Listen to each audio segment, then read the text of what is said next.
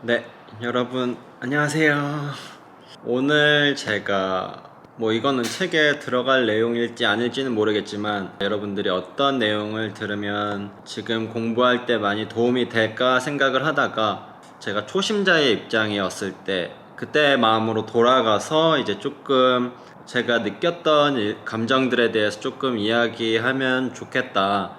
그래야 조금 더 여러분들이 공감하시고 동기부여가 되지 않을까라는 생각으로 지금 컨텐츠 겸 이제 책에 들어갈 내용 겸 쓰고 있는데요. 오늘의 주제는 그 나의 매매를 녹화해서 다시 보았을 때 들었던 생각. 제가 저의 매매를 녹화해서 이제 다시 복귀하는 이제 그거에 대해서는 여러분들 되게 많이 알고 계시잖아요. 근데 이제 제가 그때 그걸 보면서 느꼈던 생각들이나 감정들이 어떤 게 있을까 그런 생각을 많이 해요. 사실 본인이 매매한 거래 내용을 다시 장이 끝나고 나서 본다는 것은 굉장히 고통스러운 일이에요. 이게 돈을 혹시나라도 이제 크게 손실이 난 날 같은 경우에는 이걸 보다가 내가 왜 저때 매수했지? 내가 왜 저때 매도했지?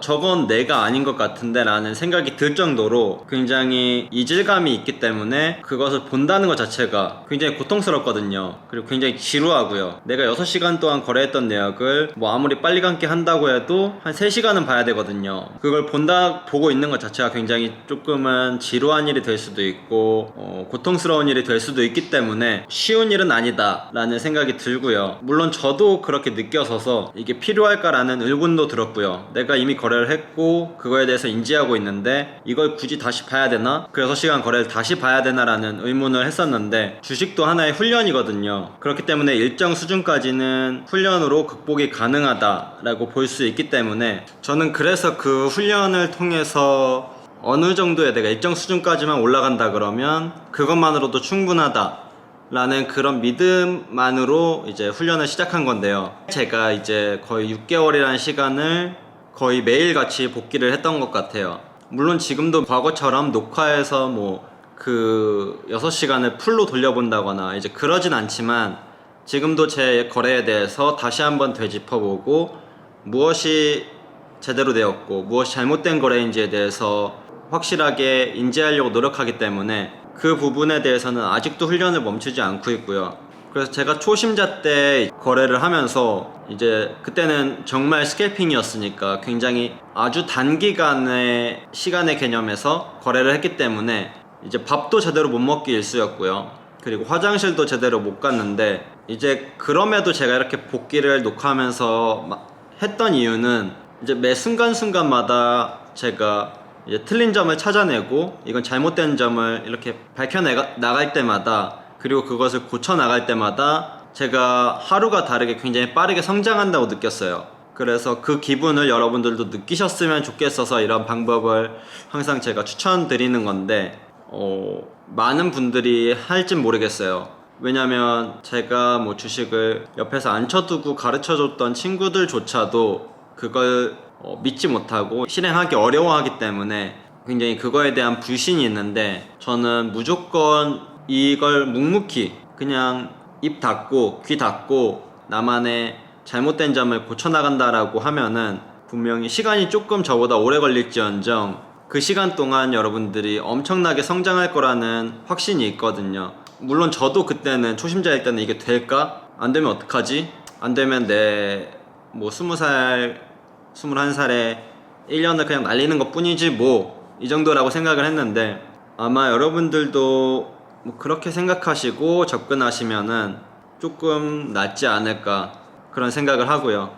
제가 그렇게 한 6개월을 훈련을 하니까 이제 매수 타이밍은 굉장히 정확해졌고 다만 이제 매도 타이밍은 정확하지 않았었어요. 그래서 그런 부분들이 주식을 한 지 한 5년차가 될 때까지도 매도 타이밍이 정확하지 않아서 일정 규모의 수익밖에 못 내는 트레이더로 그냥 지내고 있었는데 어느 시점부터는 그게 매도 타이밍을 정하는 게 내가 복귀를 하는 것이 문제가 아니라 뭔가 본연의 성찰 같은 걸 해야 이 매도 타이밍을 정확히 잡을 수 있겠더라고요. 그래서 나의 욕심을 뭔가 반으로 줄이고 그리고 나만의 무언가 신념을 갖고 버티고 이제 그러한 과정이 오히려 매도 타이밍을 정확하게 잡아내는데 일조를 했던 것 같고요. 그래서 뭐 다음 영상에서는 뭐 제가 매도 타이밍을 제대로 잡게 된 무언가 계기, 그리고 매도 타이밍에 영향을 주는 요소들에 대해서 한번 다뤄볼까 하는데, 뭐 오늘은 제가 그냥 이렇게 넋두리처럼 그때 제가 초심자 때 느꼈던, 그리고 여러분들이 그 긴가민가 하는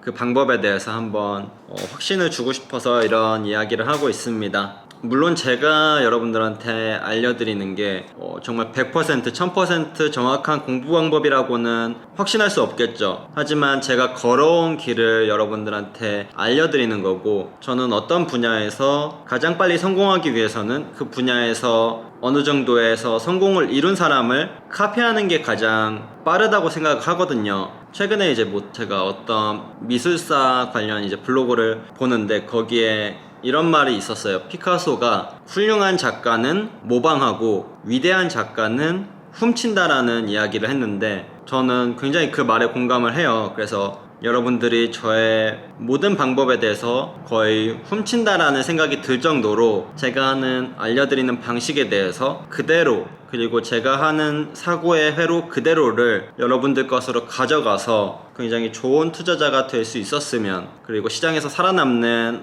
투자자가 되었으면 하는 마음에서 항상 이런 이야기를 하는 것이기 때문에 언제나 뭐 공부를 멈추시지 않았으면 좋겠어요. 투자하는 행위 자체를 멈추지 않고 지속적으로 시장에서 버티고 살아남는 것을 계속 목표로 가져가신다 그러면 분명하게 어느 순간에는 여러분들의 계좌가 굉장히 우상향할 거라는 생각을 하기 때문에 언제나 그런 생각을 하고 있습니다.